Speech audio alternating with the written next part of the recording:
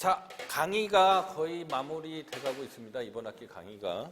지난 시간에는 행정절차법의 얼개에 대해서 설명을 해드렸다라고 하면 오늘은 행정절차 중에서 중요한 축 몇 가지를 자세하게 좀 설명을 해드리도록 하겠습니다.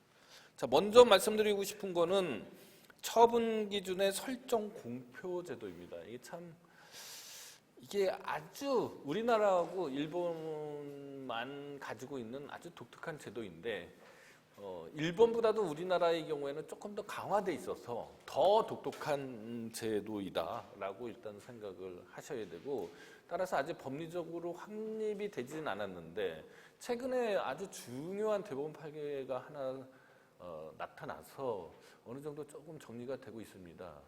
그 부분을 좀 설명을 해드리고 싶은 거죠.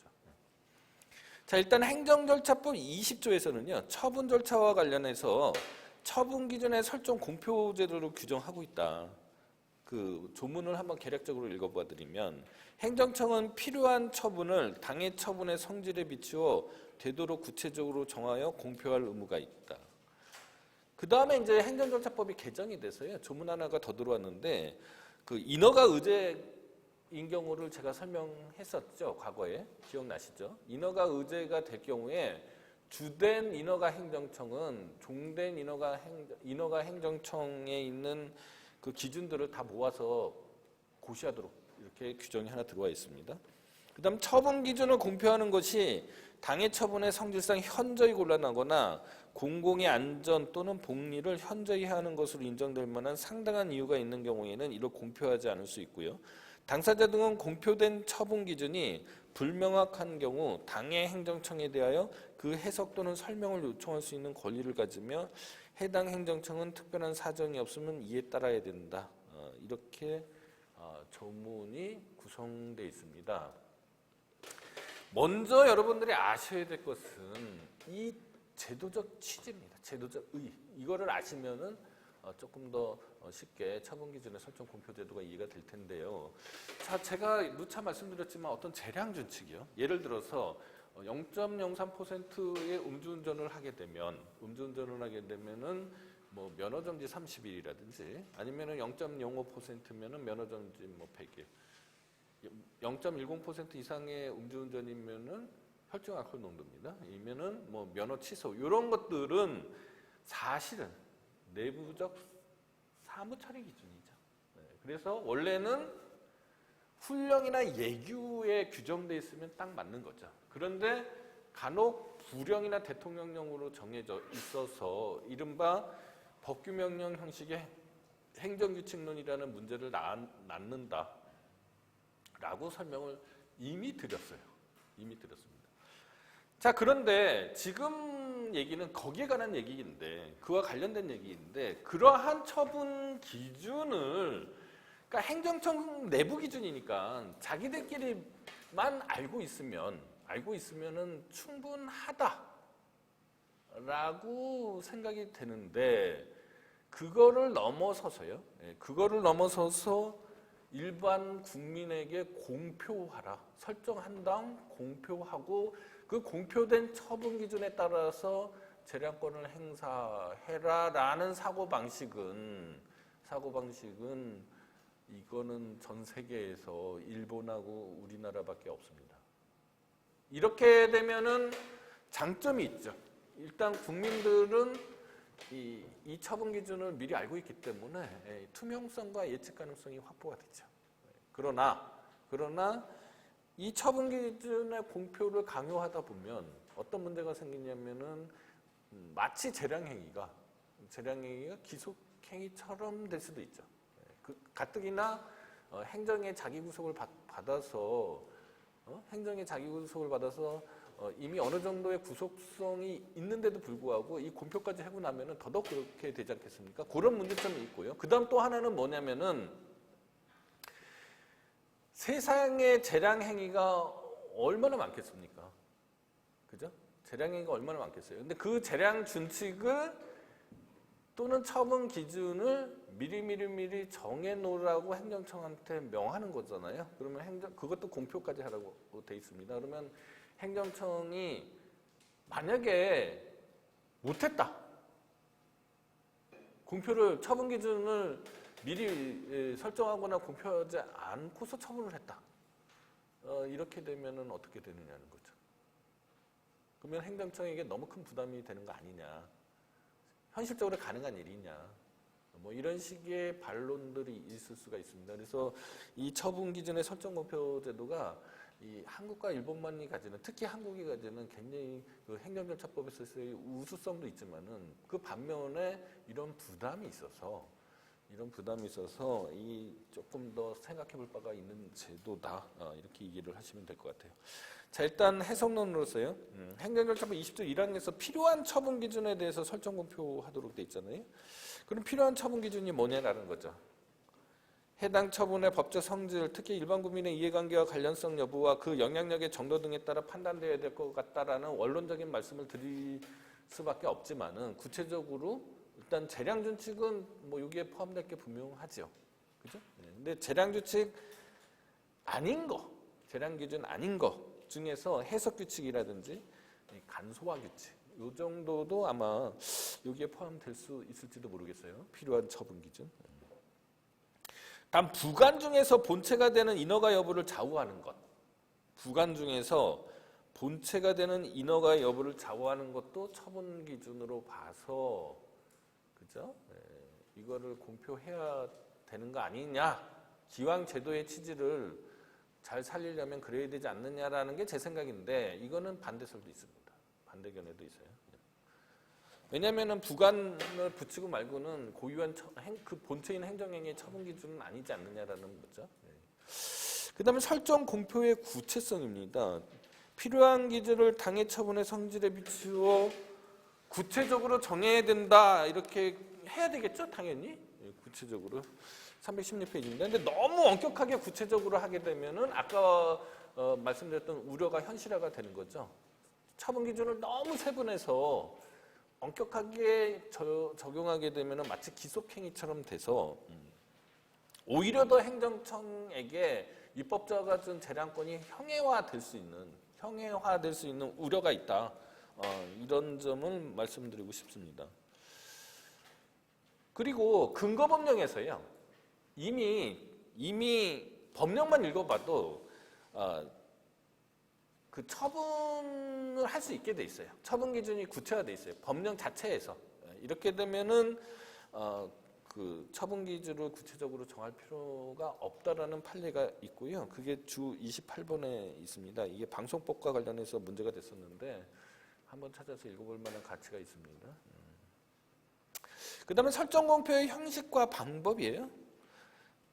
거기에 대해서는 뭐 행정절차법에서 특별히 뭐 침묵하고 있습니다. 근데 처분 기준이 아까도 말씀드렸듯이 훈령이나 예규로 정해지면은 족한데 대통령령이나 부령으로 정해질 수도 있잖아요. 그렇게 되면 대통령령이나 부령으로 정해지면은 뭐 법령 공포 절차에 따라서 될 거고요. 이제 행정 규칙으로 정해졌을 경우가 문제잖아요. 행정절차법 시행령에 조문 하나가 있습니다. 당사자가 알기 쉽도록 편람을 만들어 비치하거나 게시판, 관보, 공보, 일간신문 또는 소관행정청의 홈페이지에 공고하도록 이렇게 돼 있고요.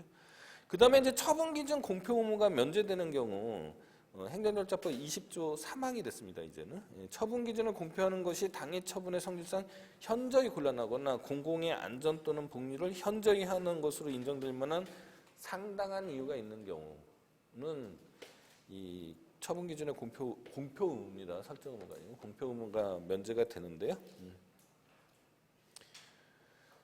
이게 예외잖아요. 그러니까 예외는 되도록이면 엄격히 해석해야 된다. 이렇게 뭐 원칙적으로 설명할 수밖에 없고요. 거기에 대한 판례가 317페이지에 공증인법에 따른 공증인가는 지역별 사정과 공중 수요를 고려하여 결정되어야 하므로 성질상 처분 기준을 공표하는 것이 현저히 곤란한 경우에 해당한다는 대법원 판례가 있습니다. 대법원 판례가 그렇게 많지 않아요, 이 조문에서요. 자, 그다음 처분 기준은 이제 법적 성질입니다. 자, 부령이나 예규로 돼 있거나 그렇죠.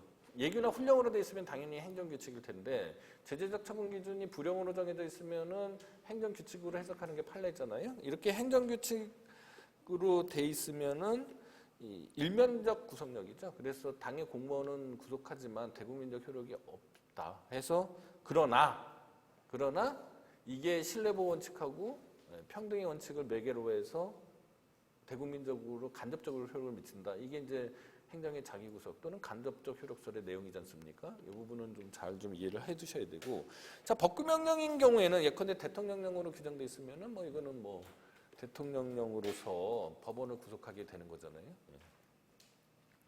처분기준 공표 설정 공표제도의 법적 효과입니다. 자 일단 아까 처음에 던졌던 모두에서 던졌던 그 의문 사항이 있죠. 자 처분 기준을 정해야 될 재량행위가 수없이 많을 텐데, 그죠? 수없이 많을 텐데 미리미리 설정해서 공표해야 된다. 라고 지금 조문은 돼 있습니다. 그리고 이 조문은 의무 조항이라서, 그죠? 일본의 경우는 조금 얘기가 달라요. 일본의 경우에는 그 신청에 의한 처분하고 불이익 처분을 나누어서 일본은 신청형 처분, 신청에 의한 처분 있잖아요. 보통 수익적 행정이겠죠. 그런 신청형 처분에서는 처분 기준에 따라서 할 의무가 있다 이렇게 돼 있고요. 심사 기준에 따라 할 의무가 있다 이렇게 돼 있고, 불이익 처분은 노력 의무로 돼 있어요. 일종의 책무죠. 해야 되지만 뭐 안 해도 위법하다 할 수 없다. 뭐 이 정도로 해석이 되는 거거든요. 근데 우리나라는 그 구별 없이 불이익 처분이든 수익적 처분이든 구별 없이 다 의무예요. 법률을 읽어보세요. 의무로 돼 있잖아요. 행정질서 읽어보시면 의무로 돼 있잖아요. 자 이렇게 되면은 이게 문제거든요. 이렇게 되면 아까 같은 문제가 생깁니다. 그러니까 미리 어떻게 처분 기준을 모두 다 설정하고 공표한 다음에 처분을 해야 되는 거냐 라고 물어보면 참 답하기가 까다롭죠. 답하기가 까다롭습니다. 일단 행정절차법에 매우 중요한 축이잖아요. 이유제시나 사전고지, 의견청취제도와 더불어서 행정절차법에서 야심차게 만들어낸 제도인데 뭐 처분 기준의 설정 공표를 미리 하지 않고 한 처분도 항상 적법하다. 이렇게 하면은 이거는 뭐 안 지킬 거 아닙니까? 행정청에서. 그러면은 이게 뭐가 되는 거냐는 거지. 입법자가 야심차게 만든 제도인데 위법하지 않다라고 하면 행정청에서 누가 지키려고 하겠어요? 그냥 하지. 물론 이제 뭐 징계를 받거나 미리 안 만들어 놓으면 또 뭐 다른 조치가 있을 수 있겠죠. 있을 수 있지만은 뭐 징계를 반드시 받는다고 할 수도 없습니다. 왜냐면은 뭐 불가피하다고 다들 인정해 버리면 뭐 그냥 넘어가는 거잖아요. 그거 아무도 안 지키든 그런 조문으로 돼서 사문화될 가능성이 있어요. 근데 이것도 다 일일이 지키자고 하니 또 현실적인 문제도 있고요. 자, 이래서 판례는 지금 어떻게 형성이 됐냐면 판례는 그것만으로는 처분 기준의 설정 공표를 안 했다라는 사정만으로는 위법 사유가 아니라는 겁니다. 취소 사유가 아니라는 거예요, 처분은.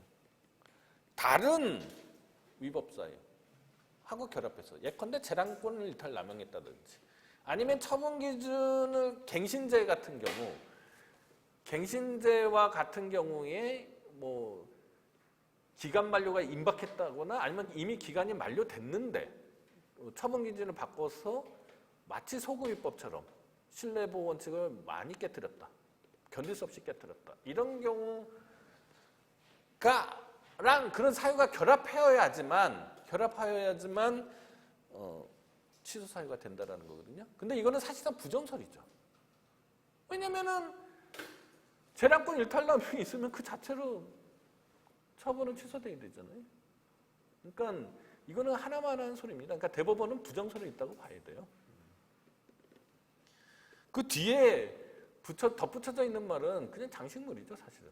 왜냐면 그 자체로 그 자체의 사유가 있으면 그 자체의 사유로 취소 사유잖아요. 그러니까 이런 것에 있습니다. 저는 개인적으로요. 저는 개인적으로 반대입니다. 왜냐하면 입법자 의사가 확고하고요. 입법자 의사가 확고한데 법원에서 이런 식으로 입법자 의사를 무시하면 안 된다.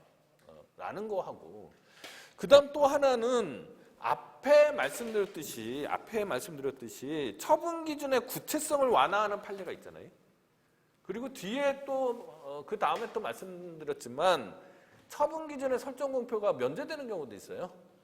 그러면은 이런 것들을 충분히 활용해서 구체적인 타당성을 도모할 수 있는데도 불구하고 판례가 너무 구체적 타당성을 추구한 거 아니냐 라는 게 제 생각이라서 저는 이 판례를 반대하는 입장에 있습니다. 논문도 발표했습니다. 어쨌거나 주 35에 있는 판례는 매우 중요한 판례이기 때문에 최신 판례에 속하는 거잖아요. 2020년도에 선고돼서 반드시 여러분들이 찾아서 읽어봐야 된다. 처분 기준의 설정 공표 청구권의 인정 여부. 자, 이렇게 처분 기준이 행정처분 처분 기준의 설정 공표 의무가 있어요. 의무가. 그런데 그러면은 반대로 처분의 상대방이나 이해관계인은 처분 기준 설정 공표를 요구할 수 있는 권리가 있느냐는 거죠. 일단 기본적으로 그 권리는 부정돼야 되겠죠. 부정돼야 되겠지만 다만 해당 인허가 등의 발급을 신청하는 사람이거나 해당 불이익 처분을 받거나 받게 될 우려가 있는 사람 또는 그 밖에 행정 절차에 참가하는 당사자 중에서요. 관계되는 처분과 법률상 이익을 가지는 사람은 처분 기준 설정 공표 의무를 요구할 수가 있을 수도 있죠. 그래야지만 자기가 만약에 어떤 인허가를 받는데 준비하고 있어요. 근데 뭘 준비해야 될지 모르잖아요. 그럴 때 아무것도 공표된 처분 기준이 없다라면 그 요구할 수 있는 권리로서 요구할 수 있는 게 있어야 되지 않느냐. 정설은 없습니다. 제 견해입니다. 그럼 그 밖의 사람들은 어떻게 되는 거냐? 그 밖의 사람들은 정보공개법에 따라서 정보공개 청구권이 있을 수 있지만 이거는 사실은 처분 기준의 설정 공표권이나 처분 기준의 설정 공표 의무하고는 관계가 없는 얘기죠. 하여간에 뭐 그런 제도가 있을 수 있다라는 겁니다. 자, 설정 공표된 처분 기준과 달리 처분한 경우 이거는 이미 다 앞에서 설명한 것들이에요. 행정입법론에서요.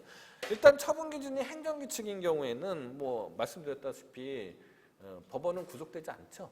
구속되지 않지만은 행정의 자기구속과 이 간접적 효력설에 따른 간접적인 효력 발생 이런 것들이 있을 수 있다라는 말씀을 드렸고 처분 기준이 법규 명령이면 법원도 거기에 구속이 되는 거죠. 자, 처분 기준이 변경됐어요. 자, 처분 기준이 변경됐는데 만약에 법규 명령으로 해석되는 처분 기준, 예컨대 대통령령으로 됐다. 판례에 의하면요. 이렇게 되면은 이건 뭐예요? 부진정 소구입법에 관한 얘기잖아요. 그래서 신뢰보호 원칙이 작동돼서 공익과 사익의 비교 형량이 있어야 되는데, 자, 그러면 여기에서 이제 한 가지 더 어드밴스된 얘기입니다. 교재에 써져 있지 않고 제가 나눠드린 교정지에 들어있는데, 자, 처분 기준이 행정 규칙이면은 그러면은 소구입법 금지 원칙이 작동하느냐는 거죠. 이 부분이 상당히 이제 어려운 문제인데, 아까 그 갱신제 판례 있었잖아요. 제가 한번 읽어봐야 된다는 그 판례. 그 판례들이라면은 이 갱신제와 같이, 그죠?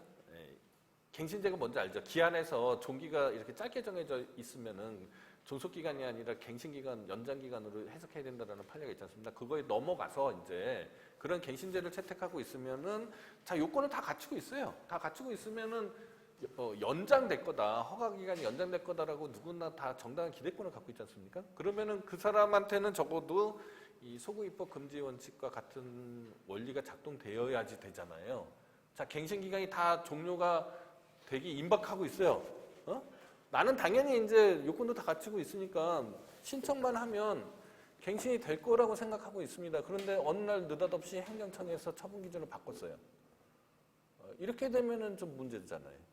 이런 때는 소고기법 금지 원칙이 아까 부진정 소고기법에서와 같이 작동돼야 된다. 진정 소고기법도 있을 수 있죠. 처분 기준의 해석 설명 요구권입니다. 행정절차법 20조 이제 지금은 사항이 됐어요.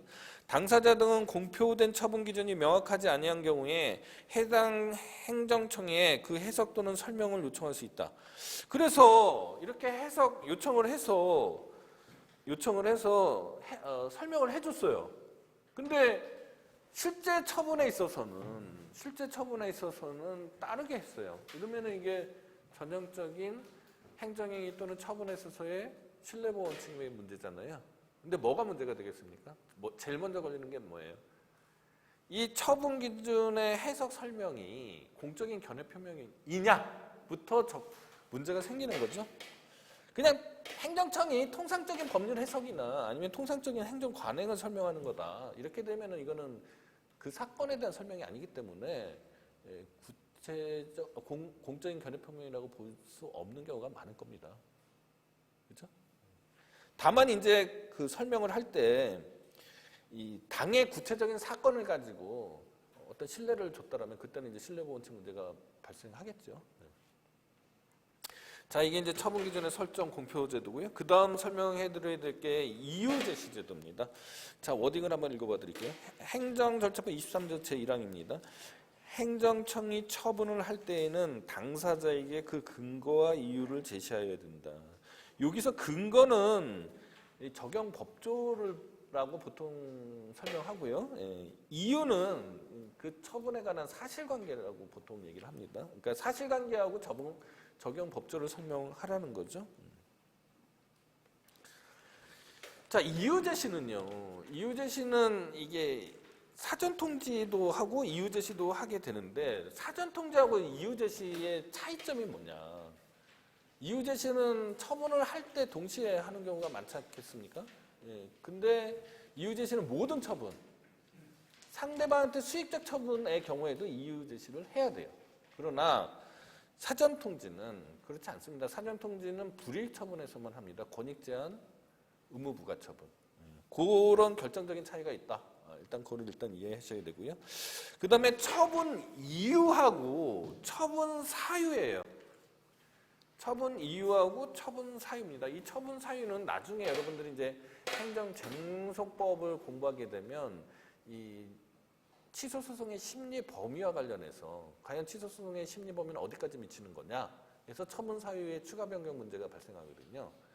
이때 중요한 개념이 돼서 여기서 좀 설명을 해드려야 되는데 처분 이유는 행정절차법 23조에 있는 이유 제시 의무의 대상이 되는 거죠. 그래서 형식적 절차적 개념을 말하는 거고요.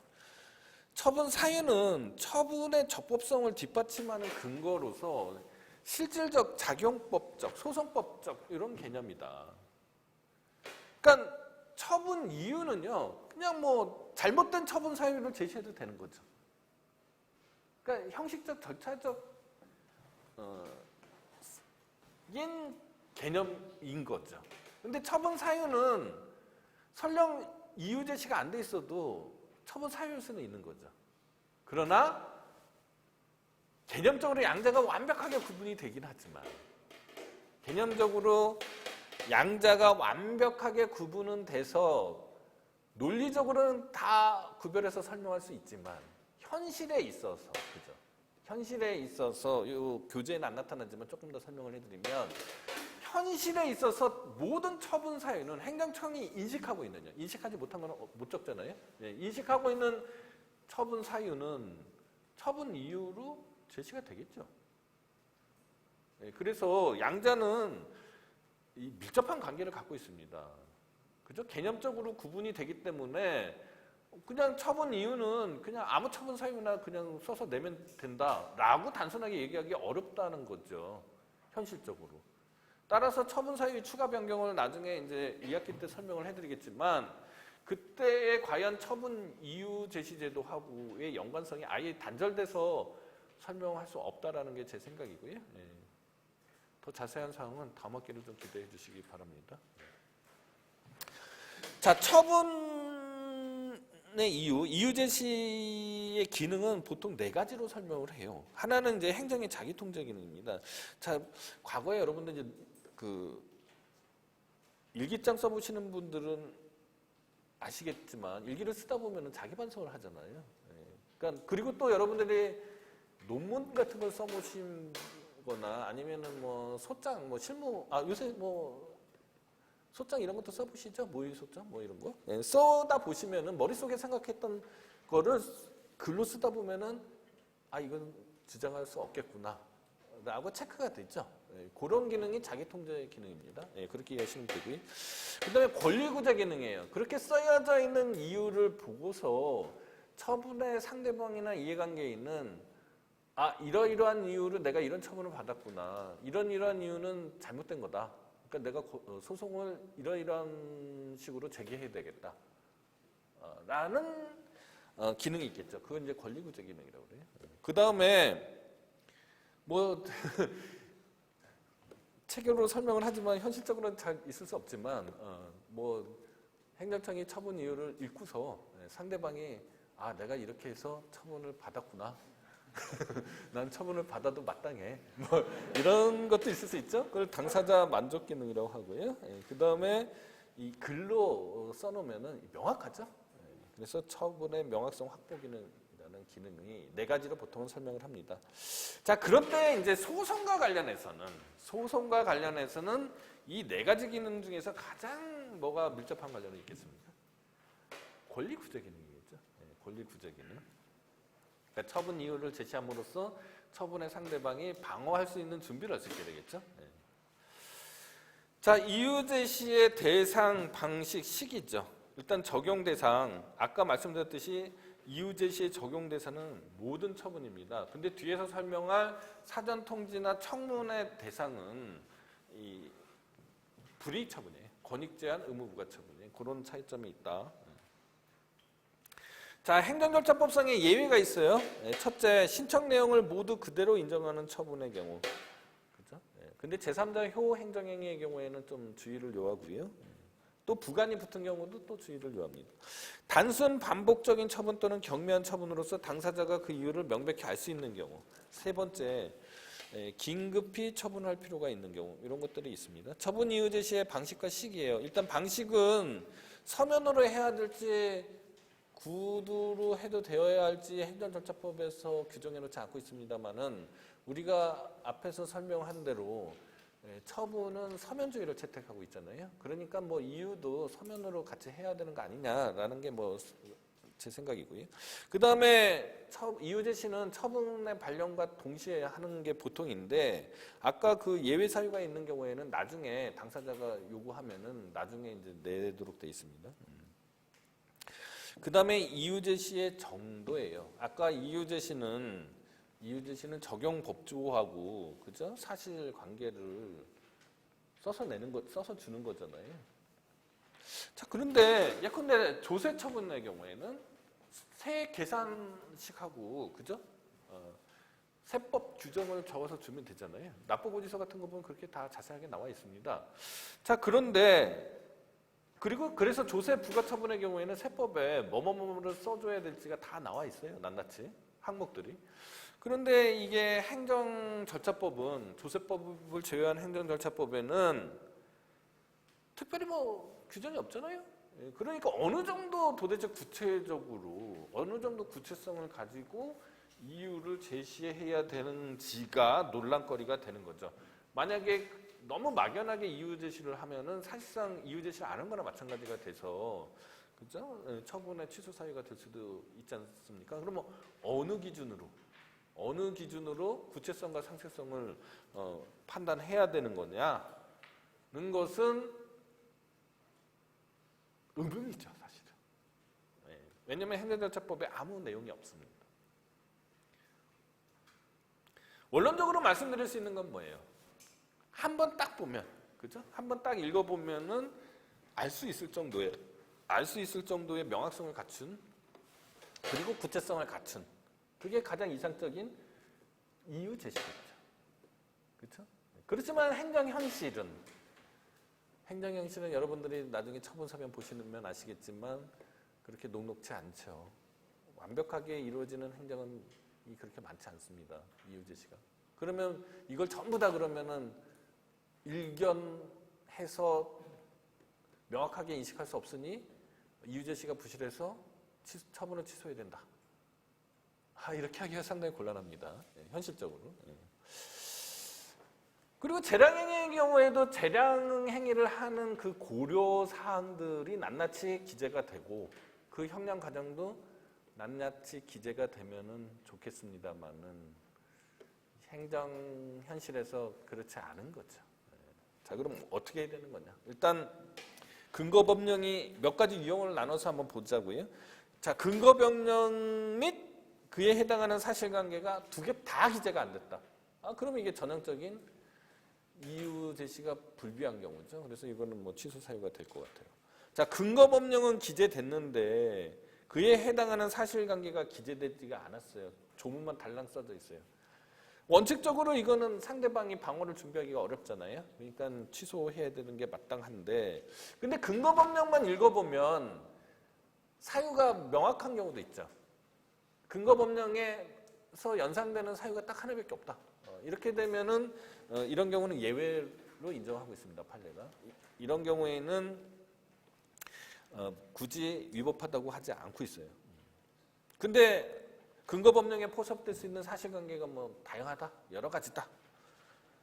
또는 근거법령의 내용이 뭐 개괄적으로거나 추상적이다. 이렇게 되면 이거는 사실관계가 기재되어 있지 않으면은 위법하다고 할 수밖에 없습니다. 자, 적법하다고 한 사례가 하나가 있는데 326페이지에 제가 예를 적어놨습니다. 한번 읽어봐 주시기 바라고요. 자, 사실관계는 기재됐는데 근거법령이 기재되지 않았어요. 이런 경우는 판례가 좀 너그럽게 해석하는 것 같아요. 이런 경우가 위법하다고 한 경우는 거의 없습니다. 근거법령이나 사실관계가 기재되어 있는데 부실하게 기재되어 있다. 이게 가장 어려운 얘기죠. 자, 제가 조금 복잡하게 써놓긴 했는데 328페이지 결론을 잘 들어보시면은 여러분들이 이 문제에 대해서 조금 이해하기가 쉬울 것 같다. 자, 원론적으로 말씀해서 이미 말씀드린 것처럼 한번 읽어보면 딱 알 수 있어야 된다. 라는 게 원론이에요. 원론이지만 행정 현실은 녹록지 않다라고 설명을 했고요. 자, 그러면은 이 부실하게 기재되어 있어요. 적용법조도 써져 있고 이유도 사실관계도 써져 있는데 이게 좀 부실해요. 그러면 어느 기준으로 위법 여부를 갈라야 되는 거냐에 있어서 일단 판례가 형성된 거는 권리 구제 기능에 초점을 맞추고 있습니다. 왜냐하면 판례는 소송을 제기했기 때문에 판례가 생길 거잖아요. 그러니까 거기에 주안점을 둘 수밖에 없죠. 즉 원고의 방어권이 보장된 거냐 안 된 거냐, 그 이유 제시 가지고 그 이유 제시로 원고가 방어를 할 수 있는 거냐 없는 거냐, 소송을 준비할 수 있는 거냐 없는 거냐, 이런 관점에서 이유 제시 제도의 위반 여부를 판별하는 것 같습니다. 자, 이런 관점에서 보면요. 자, 근거법령만 기재돼 있어도 이 사실관계가 출원이 된다. 당연히 그런 사실관계가 있을 수 있다. 그 관점에서 보면 이건 권리구제가 가능한 거잖아요. 오케이죠. 두 번째는 당해 처분이 이루어진 과정을 전반적으로 살펴봐서요. 그 좀 이유 자체가 부실하게 기재돼 있어도 방어권을 행사할 수 있는데 문제가 없다라고 해석되는 경우로서 그 첫 번째, 신청에 의한 처분이요.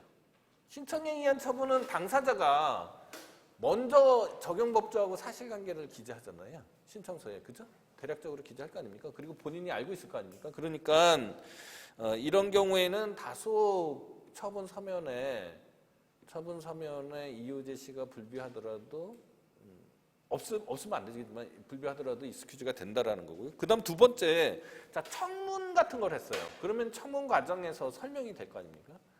그랬을 경우에는 근거법령이나 사실관계가 다소 좀 부실하더라도 위법하다고 볼 수 없다라는 게 판례입니다.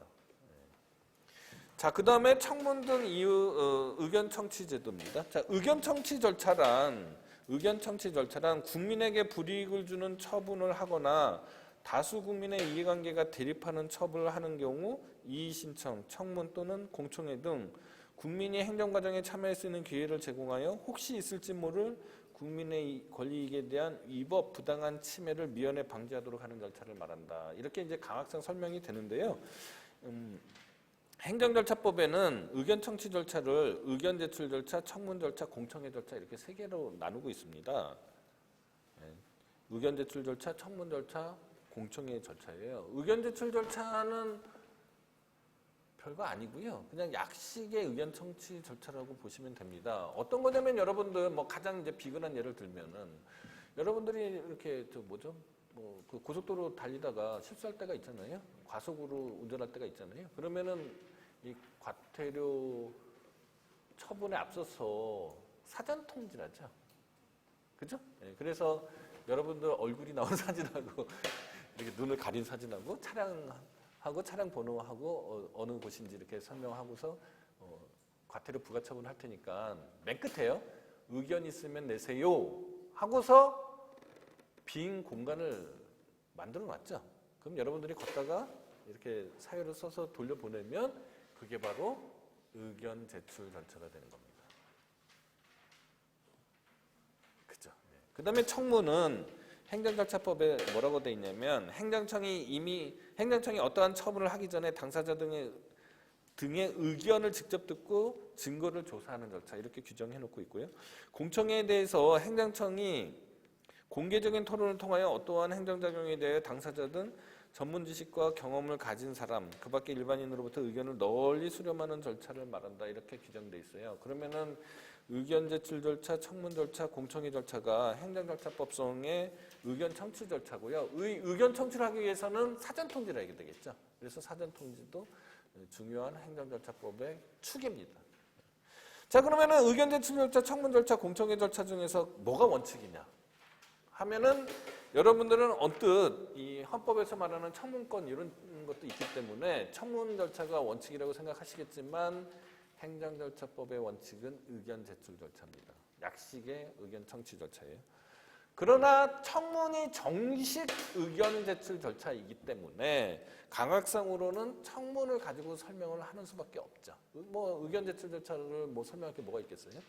그래서 저도 청문 절차를 중심으로 의견 청취 절차를 설명하도록 하겠습니다. 자, 330페이지 보세요. 자, 청문 절차의 본질적인 의미가 뭐겠느냐? 첫 번째는 이 당사자에게는 변론의 기회죠. 그죠? 변론의 기회죠. 행정청으로서는요. 자료 수집.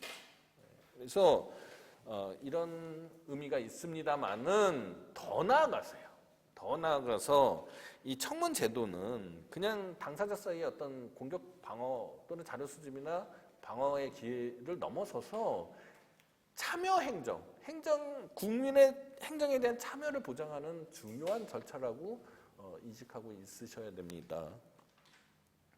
자, 청문 절차의 대상은 당사자에게 의무를 가하거나 권익을 제한하는 처분, 즉 불이익 처분이죠. 수익적 처분은 이유 제시의 대상은 되지만 청문의 대상은 되지 않습니다. 의견 제출도 포함한 의견 청취의 대상은 되지 않습니다. 그러면은 수익적 처분은 의견 청취의 대상이 안 되는데 수익적 처분을 신청했는데 그 거부 처분은 어떻게 되느냐? 거부 처분은 그러면 이게 수익적 처분이 아니니 불이익 처분으로 봐서 청문의 대상, 즉 의견 청취의 대상이 돼야 되는 거냐? 의견 제출 절차를 포함한 아니면은 이게 거부 처분 그 자체로는 불이익은 아니잖아요. 그러니까 이거는 의무부과 권익 제한 처분이 아니라서 청문의 대상이 아니다. 이렇게 해석할 수도 있겠죠. 판례는 소국설에 있습니다. 소국설에 있어요. 왜냐하면 판례는 신청 단계에서 서로 대화를 한 거나 다름없고 그 다음에 그렇게 해서 만약에 어떤 수익적 처분이 있고 나면은 나중에 이제 취소하거나 처리하면은 그때는 불이익 처분이 돼서 그때는 또 이 청문이나 의견 제출 절차를 거치지 않겠습니까? 그러니까 그리고 또 개념적으로도 거부 처분 자체는 불이익 처분이 아니다라고 보는 거죠. 그래서 판례는 이 거부 처분은 당사자에게 의무를 가하거나 권익을 제한한 처분으로 보지 않아서 청문이나 그 밖의 의견 청취 절차의 대상이 아니라고 보고 있습니다. 자, 적용 범위입니다. 일단 행정절차법이 적용 배제가 된다. 행정절차법에 적용 배제가 되면 당연히 청문 절차도 적용 배제가 되겠죠. 이건 뭐 더 설명할 게 아니고요. 그 다음에 이제 청문을 거쳐야 하는 경우입니다. 이게 근데 지금 행정절차법이 개정이 됐어요. 그래서 중요한 개정이 있었습니다. 청문 절차 있었어요. 자, 일단 청문 절차를 거쳐야 하는 경우로 지금 교재에서는 첫 번째, 다른 법령에서 청문을 하도록 규정되어 있는 것, 법령상의 청문 절차가 있겠죠. 그건 당연하고요. 두 번째, 행정청이 필요하다고 인정되는 경우. 또 간혹 있을 수 있지만 현실에서는 별로 없겠죠. 그다음 세 번째가 이제 개정사항입니다. 주 71번을 보세요. 당사자 등의 신청이 없어도 인허가 등의 취소 처분의 경우. 지금 국법에는 이 교재가 출간될 당시에는 인허가 등의 취소 처분으로서 당사자가 신청한 경우였는데요. 그 사이에 행정절차법이 개정이 돼서 신청 안 해도 돼요. 인허가 등의 취소 처분은 당연히 청문을 하도록 되어 있습니다. 자, 그럼 인허가 등의 취소 처분이 뭐가 있느냐? 그 332페이지 하단에 있어요. 자, 첫 번째 인허가 등의 취소, 두 번째 신분 자격의 박탈, 세 번째 법인이나 조합 등의 설립 허가의 취소. 그 다음에 법령에 규정이 없다. 법령에 규정이 없으면 행정청이 판단해서 재량으로 청문을 해도 되고 안 해도 되고 하는 거잖아요. 그러면은 청문이 필요하다고 인정되는데 행정청에서 청문을 안 했단 말입니다. 그럼 위법하게 되는 거냐? 그렇지 않다고 보는 게 판례입니다. 자, 지금까지 설명한 거를 요약하면 자, 청문을 꼭 해야 되는 경우입니다. 청문을 꼭 해야 되는 경우 첫 번째, 법령에 규정이 있는 경우죠. 두 번째, 행정청이 필요하다고 인정하는 경우.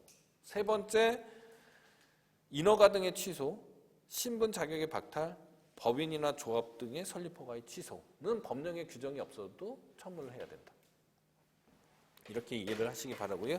자, 청문 절차의 예외 사유에 해당하는 경우입니다. 먼저 사전 통제의 예외 사유면은 청문의 예외 사유이기도 하죠. 그게 세 가지가 있어요. 첫 번째, 공공의 안전 또는 복리를 위하여 긴급히 처분을 할 필요가 있는 경우.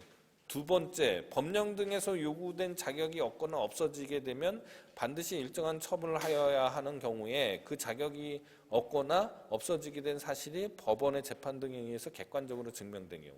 세 번째, 해당 처분의 성질상 의견 청취가 현저히 곤란하거나 명백히 불필요하다고 인정될 만한 상당한 이유가 있는 경우.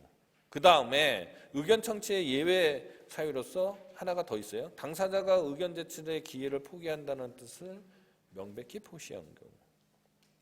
자, 공공의 안전 또는 복리를 위해서 긴급히 처분을 할 필요가 있는 경우. 예컨대 뭐 어떤 약이나 음식이, 그죠?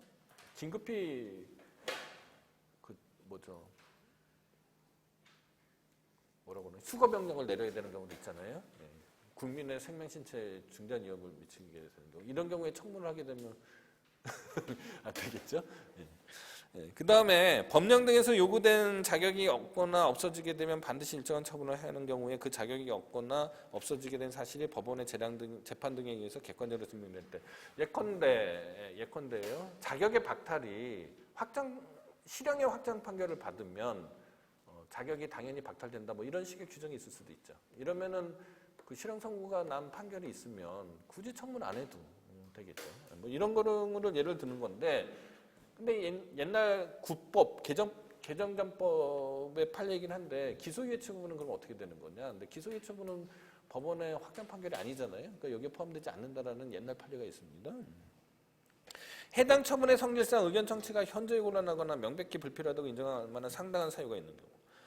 이 행정절차법 시행령에 몇 가지 규정들이 있어요. 있습니다. 첫 번째, 의견 청취의 기회를 줌으로 예시된 거예요. 이거는 줌으로써 처분의 내용이 미리 알려져 현저히 공익을 해치는 행위를 유발할 우려가 있는 경우. 두 번째, 법령 또는 자치법규에서 준수해야 할 기술적 기준이 명확하게 규정돼 있고 그 기준에 명백히 미치지 못하는 사유로 처분을 하려는 경우로서 그 사실이 실현 계측 그 밖의 객관적인 방법에서 명확히 입증된 경우. 이것도 뭐 읽어보시면 다 이해가 되시죠. 세 번째, 법령 등에서 일정한 요건에 해당하는 자에 대해서 점용료, 사용료 등 금전급부를 명하는 경우 법령 등에서 규정하는 요건에 해당함이 명백하고 행정청의 금액 산정에 재량의 여지가 없거나 요율이 명확하게 정해져 있는 거. 요거는 약간의 설명이 필요한데 이거는 기속행위로 돼 있는 경우에만 이게 적용되겠죠. 그죠? 예컨대 변상금부가 처분은 액수가 명확하게 계산되거든요. 그거를 그런 경우에 적용되는 거지. 뭐 예컨대 행정청이 재량권을 행사할 수 있다. 그러면은 이 규정이 이 예시에 해당하지 않는다. 이렇게 이해를 하셔야 될 것 같습니다. 자, 옛날 판례를 몇 가지 더 설명을 해드리면은요. 그러니까 청문일시에 불출석했어요. 그러면은 여기에 해당하는 거냐? 뭐 뒤에 있는 내용하고도 연관되지만 지금은 이런 경우에 골석 청문을 하도록 되어 있습니다. 그냥 청문 절차에 불출석했다고 청문 없이 하면 안 되도록 되어 있어요. 그 다음에 행정지도 방식에 의해서 사전 고지를 했거나 그에 따른 당사자의 자진 약속 이런 걸로만은 이 요건에 해당되지 않는다라는 게 판례고요. 그 다음에 사전 통지라고 의견 제출 기회를 주면 많은 액수의 손실보상금을 기대하여 공사를 강행한다든지 뭐 이런 우려가 있다는 사정만으로 이 요건에 해당되지 않는다. 청문을 안 해도 되는 사유가 되지 않는다. 이런 판례가 있었습니다. 그 다음에 당사자가 의견 진술의 기회를 포기한다는 뜻을 명백히 한 경우. 일단 이 제도의 취지는 어떤 거냐면은 예컨대 어떤 위반 행위를 했는데 바로 경찰이 와서 스티커를 끊었어요. 그럼 그 자리에서 위반 사실 다 인정한다. 뭐 이렇게 확인서를 써주는 경우도 있지 않습니까? 그리고 뭐 이제 더 이상은 뭐 너무 명백하니까 내가 담배꽁초 버린 거 뭐 동영상까지 다 찍혔는데 무슨 의견 제출을 하겠느냐. 그래서 의견 진술의 기회를 포기할 수 있죠. 그 다 받아가는 경우도 있거든요, 경찰이 또는 단속 공무원이. 그러면은 그런 것 때문에 그런 거를 예상하고서 이 조문이 들어간 겁니다. 그래 놨는데 뭐 따로 불러가지고 청문하거나 그러면 좀 그렇잖아요. 예. 그런데 이제 요거를 악용해서요. 요 조항을 악용해서 어떤 일이 벌어졌냐면 도시계획 사업이나 아니면은 그 광급공사를 주면서요. 그죠? 광급공사를 주면서 행정청이 우월한 데 있지 않습니까? 그러면은 협약을 체결하거나 그 도급계약을 체결할 때 조문안을 끼워 넣는 거죠. 의견 진술 기회를 미리 포기하는 거죠. 이렇게 되면은 이거는 청문을 회피하기 위한 우회적인 수단이 돼서 법원에서는 이거를 인정하지 않습니다. 그런 판례가 있었습니다.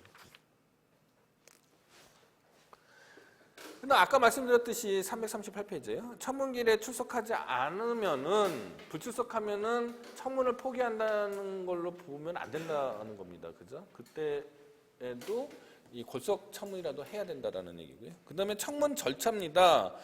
먼저 이제 청문의 사전 통지를 먼저 해야 되겠죠. 네. 행정청은 당사자에게 의무를 부과하거나 권익을 제한하는 청문할 때는 서면으로 변명의 기회를 줘야 되는 사전 통지를 해야 됩니다. 그래야지 뭐 청문을 준비할 거 아니에요, 상대방이. 청문이나 의견 제출을 준비하겠죠. 네. 청문회 사전 통지는 서면으로 해야 되고요. 의견 제출 기한은 10일 이상으로 정해야 됩니다. 사전 통지가 생략되는 경우, 예외 사유는 앞에서 이미 설명을 했고요. 그 다음에 340페이지로 가면은 청문회 주재자입니다. 청문회 주재자가 공정회의겠죠. 그죠? 이거는 뭐 더 설명 안 해도 아시지 않겠습니까? 청문회 주재자, 청문 주재자가 공정해야 되는데 이 행정절차법에는 소속 직원도 청문을 하도 청문 주재자가 될 수 있도록 되어 있습니다. 그러니까 소속 직원 또는 대통령령이 정하는 자격을 가진 사람. 대통령령이 정하는 자격을 가지는 사람은 누구냐? 주 95에 제가 써놨습니다. 교수, 뭐 변호사 등등 그 업무에 종사하는 뭐 전문가 같은 사람들이에요. 근데 통상 청문회 주재자는 소속 직원이 되는 경우가 많거든요. 그러면 소속 직원이 과연 이 공정한 청문회 주재자가 될 수 있겠느냐? 말만 청문 주재자는 공정해야 된다라고 해놓고서 실제로는 소속 공무원이 청문회 주재자가 되니까 이게 제도의 의문점이죠. 근데 뭐 행정 형식을 또 무시할 수는 없어요. 솔직히 말해서 소속 직원 아니면 그러한 사안을 다뤄본 사람이 그렇게 많지도 않을 뿐더러, 그죠? 어디서 청문 주재자를 그때 구해오겠습니까? 그러니까 이제 그런 것 때문에 소속 직원도 청문회 주재자가 될 수 있도록 이렇게 규정한 것 자체는 또 이해가 안 되는 건 아니거든요. 어쨌거나 그런 비판 때문에 행정절차법이 개정이 되면서 해당 처분 업무를 처리하는 부서, 당의 부서죠. 당의 부서의 소속 직원. 그러니까 쉽게 얘기하면 옆 사람, 옆에 공무원은 바로 옆에 있는 공무원, 이런 사람들은 청문회 주재자가 될 수 없도록 이렇게 규정해 놨고요. 그 다음에 주 97을 보면요, 행정절차법이 다시 또 개정이 돼서 어떤 제도가 생겼냐면은 복수의 청문 주재자 제도가 생겼습니다. 그러니까 청문 주재자가 한 사람이 아니에요. 두 사람 이상이 청문 주재자가 되는 경우도 있어요. 다수 국민의 이해가 상충되는 처분, 다수 국민에게 불편이나 부담을 주는 처분, 그 밖에 전문적이고 공정한 청문을 위하여 행정청이 청문 주재자를 2인 이상으로 선정할 필요가 있다고 인정되는 처분에는 복수의 청문 주재자가 있을 수 있습니다. 청문회 통지는 10일 전까지 해야 되고요. 이 기간은 엄격히 준수가 되어야 되는데, 그런데 뭐 만약에 8일 정도를 하고서 보냈는데 당사자가 와서 그냥 청문회에 응했다 이렇게 되면 이제 하자가 치유될 수가 있습니다. 청문은 비공개가 원칙이죠. 342페이지. 네. 그러나 당사자가 공개를 신청하거나 청문 주재자가 필요하다고 인정하는 경우에 공개할 수 있다죠. 재량에 의해서. 청문 절차에 게시할 때 청문 주재자가 처분의 내용이나 원인이 되는 사실을 설명을 해야 되고요. 그 다음에 청문 절차를 진행해서 뭐 증거 수집 같은 걸 하게 되고, 청문 절차를 종결해서 이 청문 주재자가 이제 종결한 다음에 청문 조서하고 의견서를 작성해야 됩니다. 그리고 청문 결과하고 처분과의 관계에 있어서 행정청이 청문 결과하에 구속되는 거냐? 는 거는 생각할 거리가 있지만 아니겠죠. 행정청은 청문 결과에 구속되지 않고 처분을 할 수도 있습니다. 이렇게 이해를 해주시기 바랍니다. 자, 그리고 345페이지입니다. 절차적 하자의 독자성 여부인데요. 이거는 상당히 오래전부터 논쟁이 되어오던 그런 쟁점입니다. 여러분들이 잘 이해하실 필요가 있어요. 자, 제가 처분의 성립 요건, 적법 요건을 설명할 때, 그죠? 설명할 때 행정행위는 주체, 절차, 형식, 내용상의 요건을 갖추고 대외적 표시가 되면 효력이 발생한다라고 설명을 했잖아요. 그런데 주체상의 요건이나 절차 형식상의 요건, 그 다음에 내용상의 요건을 하나라도 갖추지 못하면 하자 있는 행정행위가 되고 위법한 행정행위가 돼서 무효가 되거나 취소할 수 있는 행정행위가 돼서 궁극적으로 행정행위의 효력이 발생하지 않게 된다라고 설명한 거 기억나시죠? 자, 그런데 여기서 말하는 절차적 하자는 절차 플러스 형식을 넓은 의미의 절차적 하자를 말하는 겁니다. 그러니까 이유제시 제도나 서면주를 포괄하는 넓은 의미의 절차상의 하자인데, 자, 예컨대 말이에요. 청문을 안 했어요. 청문을 했었어야 됐는데 청문을 하지 않았습니다. 자, 그러면 행정청으로서는 어떻게 해야 되나요? 만약에 취소가 된다고 하더라도 행정청으로서는 가만히 있을 수 없죠. 다시 청문을 해서, 그러니까 절차적 하자를 다시 해서 보완해서 그러고서 다시 처분을 하겠죠. 10.89 뭐 동일한 처분이 나가지 않겠습니까? 특히 기속행위의 경우에는 어쩔 도리가 없죠. 기속행위의 경우에는 그 행정청은 청문을 다시 해서 똑같은 처분을 할 수밖에 없잖아요. 자, 그럼 여기서 이제 딜레마 상황입니다. 특히 기속행위와 관련해서 논쟁이에요. 특히 기속행위하고 관계에 있어서 논쟁입니다. 절차적 하자가 있으니까 하자도 법치국가의 원리상 당연히 위법하면 당연히 취소돼야 되는 거다. 이렇게 생각할 수가 있고요. 적어도 기속행위의 경우에는 무용한 절차의 반복뿐이다. 이게 무슨 행정비용의 낭비냐, 어차피 다시 할 거잖냐 라고 생각하면 절차적 하자는 독자적인 취소 사유가 아니다. 적어도 기속행위에 있어서는. 이렇게 해석할 수도 있겠죠. 이런 논쟁이 상당히 오래전의 논쟁이지만 각국마다 다소 좀 다른 결론들을 내리고 있어요. 나라마다. 자, 거기에 대해서 좀 살펴보도록 하겠습니다. 자, 346페이지입니다. 일단 국가공무원법 13조 제2항에서는 소청 심사를 할 때 소청인에게 진술의 기회를 부여하면서 진술의 기회를 부여하지 않는 결정은 무효다. 이렇게 명백히 규정해 놓고 있습니다. 따라서 이렇게 국가공무원법과 같이 관련 규정이 있으면 그 규정대로 하면 되는데요. 그렇지 않으면 행정절차법에서는 이 문제를 침묵하고 있죠. 행정절차법에 절차적 하자가 있는 경우에 독자적인 취소 사유인지 여부에 대해서 아무 규정도 없거든요. 그럼 이제 해석론으로 넘어가는 거죠. 자, 소극설은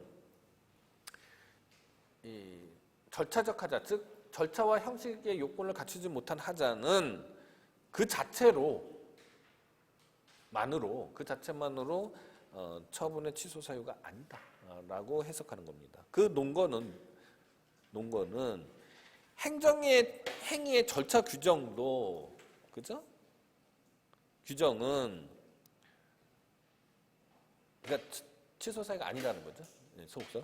규정은 적절한 실체적인 어떤 결정을 하기 위한 담보 수단? 뭐 이런 거에 불과한 거지. 그러니까 부차적인 거라는 거죠. 그런 거지. 독자적인 의미가 있는 게 아니다. 두 번째 논문은 특히 기속행위의 경우에 무용한 행정비용의 낭비다. 세 번째는 이 소송경제도 이 절차적 어떤 정의 이런 거에 못지않는 그런 헌법적인 가치다. 그리고 당사자 입장에서 마지막으로 당사자 입장에서 절차적 하자로 인해서 잠시 취소되는 것보다는 궁극적인 취소 여부가 더 중요한 거지 당사자 입장에서요. 그래서 그 절차적 하자의 독자적인 의미를 둘 필요가 없다. 이런 식의 논거고요. 적극설은요. 도대체 행정 절차에 관한 거를 독자적인 취소 사유가 아니라고 하면은 어떻게 그러면 절차를 담보하냐? 담보할 뭐 방법이 있냐? 가장 유력한 담보 수단이라는 거죠. 보장 수단이라는 거죠. 기속행위의 경우에도 청문을 하거나 뭐 이렇게 하다 보면 다른 결론이 안 난다고 어떻게 100% 보장할 수 있겠냐? 그게 이제 두 번째 얘기고요. 행정절차법의 위반이잖아요. 그러면 법률 적합성의 원칙이 정면으로 반하는데 어떻게 그거를 용인할 수 있겠냐? 그리고 마지막으로 행정소송법 30조에 처분이 절차의 위법을 이유로 판결로서 취소되는 경우에도 그 처분을 행한 행정청은 판결의 취지에 따라서 다시 재처분을 하도록 이렇게 규정해 놨잖아요. 그러면 이거는 절차적 하자가 취소 사유라는 것을 규정해 놓은 거다. 이렇게 되어 있습니다. 그 다음에 이제 유형별로 고찰하자는 개념입니다. 행정 절차의 유형을 분류를 해서요. 그 자체로 취소 사유가 되는 것하고 그렇지 않은 것으로 구분하자는 겁니다. 자, 판례는요. 판례가 이제 예전에는 쉬웠어요. 근데 다소저 판례가 미세한 변경이라고 할까요? 눈치채지 못하는 변경이 있어서 좀 어렵습니다. 자, 종래 판례는요. 지속행위든 재량행위든 행정 절차를 위반한 행정 절차의 하자는 절차의 하자는 독자적인 취소 사유다라는 게 명확했어요. 명확했는데 348페이지입니다. 최근에요. 몇몇 사례에서 과거에는 그냥 절차적 하자는 그냥 취소 사유다 이렇게 하고 끝나고 말았는데 절차적 정당성이라는 용어를 구사하기 시작했어요. 판시 내용 중에. 그러면서 행정청이 처분 절차에서 관계법령의 절차 규정을 위반하여 그러니까 절차 규정만 위반해서 바로 위법하게 되는 게 아니고요. 절차 규정을 위반하여 절차적 정당성이 상실된 경우에는 그 처분이 위법하여 취소되어야 하지만 그렇지 않은 경우에는 취소되지 않는다. 그러면 절차적 정당성이 도대체 뭐냐? 상대방이나 관계인의 의견 진술권이나 방어권 행사에 실질적으로 지장이 초래했는지 여부다. 이런 식으로 지금 판례의 판시 내용에 아주 미묘한 변화가 있습니다. 이거를 지금 캐치한 교수들도 있고 뭐 학자들도 있고 아직 캐치 못한 학자들도 있는데 제가 보기엔 미묘한 변화가 있다고 봐요. 그러니까 과거에는 절차적 하자만 있으면 무조건 취소 사유다 이렇게 바로 갔거든요. 근데 지금은 절차적 정당성을 거쳐가요. 판례의 논리 체계가요. 따라서 절차적 정당성이 절차적 하자가 절차를 다 지키지 못했지만 절차적 정당성이 없다고 할 수 있는 경우에는 없다고 할 수 없는 경우에는 이거 말이 어려워지네. 그러면 굳이 취소 사유가 아니라고 보는 거거든요. 그러니까 절차적 하자가 있어도 절차를 다 안 따랐어도 취소되지 않는 경우가 있는 거죠. 그런 경우를 교재 몇 가지를 제가 해놨잖아요. 이거보다 사실 더 있어요. 더 있습니다. 찾아보면. 그러면 내 결론은 뭐냐? 여기에 대한 저의 결론은 이게 이론적으로 어떻게 딱딱 떨어지는 얘기는 아니잖아요. 예컨대 독일은 이 절차적 하자의 독자적 취소성에 대해서 상당히 인색해요. 독일은. 미국은 절차적 하자를 되게 중요시하잖아요. 미국은 중요시하고요. 이렇게 나라마다 이 문화가 다르거든요. 독일은 굉장히 실용적인 나라라서 실제 법적인 위법 사유가 없으면 절차적 하자만으로 잘 취소 안 합니다. 자, 그럼 우리나라는 이런 아까 판례의 미묘한 변화가 있었다고 설명을 했고요. 저의 견해는 행정 절차를 주요 절차하고 부수적 절차를 나눠야 되겠다. 그래서 주요 절차에 대한 하자는 경미하여 절차적 정당성이 침해됐다고 볼 수 없을 정도가 아니라면 독자적인 취소 사유로 되는 거고, 그러니까 주요 절차를 어긴 거는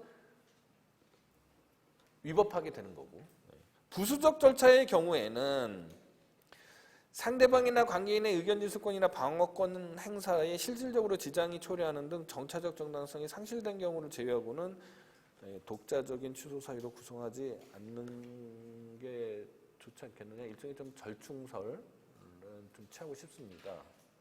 제가 좀 견해가 조금 과거하고 좀 변했어요. 그래서 이 절차적 정의하고 행정의 경제를 좀 이렇게 절충하는 게 맞지 않겠느냐라는 생각인데, 그러면은 한 가지 더 궁금한 게 더 나아가서 주요 절차가 뭐냐 도대체? 이런 의문이 있을 수 있잖아요. 제가 제시하고 싶은 거는 적어도 행정절차법 안에서는요. 처분 기준의 설정 공표 제도, 사전 통지 제도와 의견 청취 절차, 그다음에 문서 연락, 이유 제시. 이거를 저는 행정절차법의 4가지 축 또는 4가지 기둥이라고 표현합니다.